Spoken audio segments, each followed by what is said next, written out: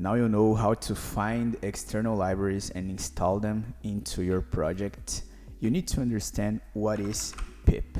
PIP is basically the Python package manager. Using pip commands in your terminal allows you to manage all of your libraries. Until now, you just installed a library, typing pip install name of the library. In this case, we used PySide 6, but there are many other pip commands that you must know in order to manage your libraries. The first one is pip install, as you already know, but something that you don't know yet is you don't need to install one library at a time. You can install many libraries at once. If I wanted, for example, install the library requests and also the library pandas, I don't need to type pip install request and then pip install pandas.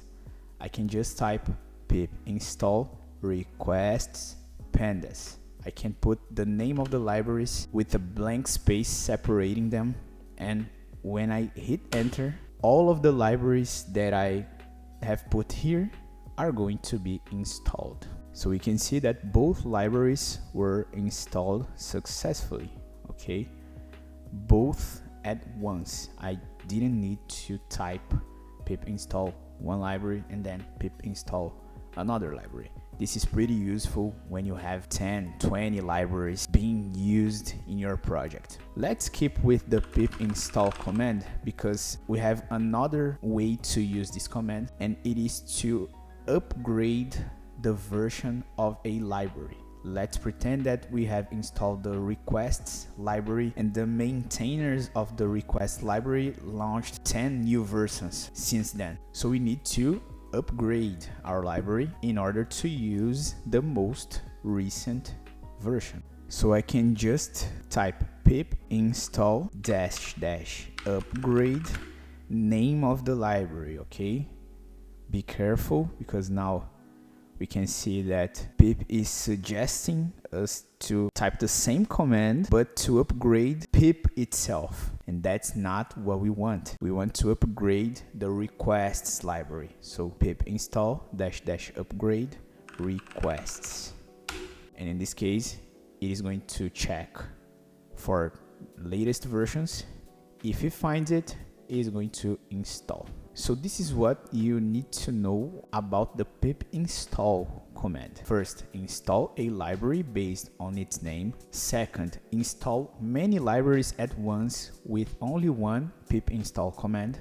And third, upgrade the version of a library that is installed using the pip install -- upgrade name of the library command. But the same way you can install the libraries, you need to be able to uninstall them. And in order to do that, you can just type pip uninstall name of the library. Simple as that. So now we are going to uninstall the requests library. Hit enter. Some libraries ask if we are sure that we want to uninstall. If we are sure, we can just type Y, that stands for yes, in uppercase and hit enter, okay? And then it is going to uninstall.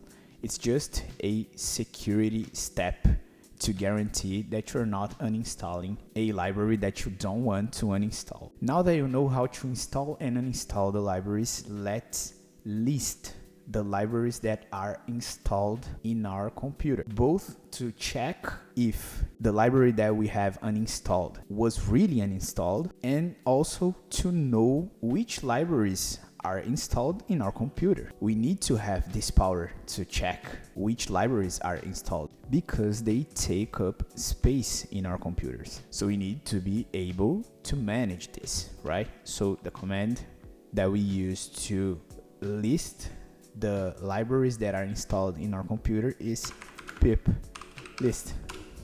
Pretty simple. And these are the libraries that are installed, and here they are. These are the libraries that are installed in our computer. We can see that we don't have the requests library here. Let's install it again. Let's list it again. And now we can see the requests library installed. So this is the command that we use to see all of the libraries that are installed in our computer. But what if we needed to know more information about one specific library? We could just use the command pip show name of the library. In this case, I'm gonna use the requests as an example, and we can see more information about this library. We can see the name, the version, a little description, the author's name, even the author's email. So if you are a fan of some library that helps you a lot, you can reach the author through its email.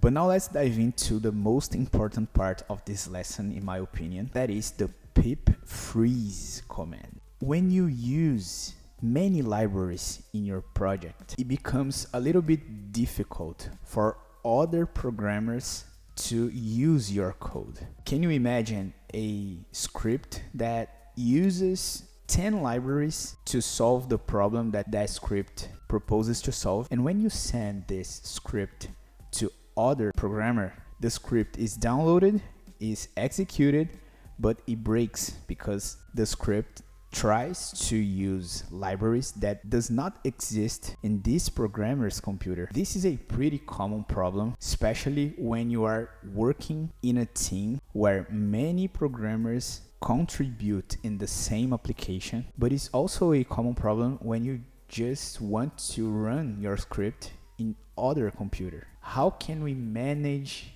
the dependencies? How can we manage the libraries in order to guarantee that everyone that accesses this code is able to run the easiest way in its computer? We can use a command called pip freeze. This command pip freeze right here is going to generate a file called requirements.txt. You probably already saw this file in some Python project, and now you are going to understand how it works.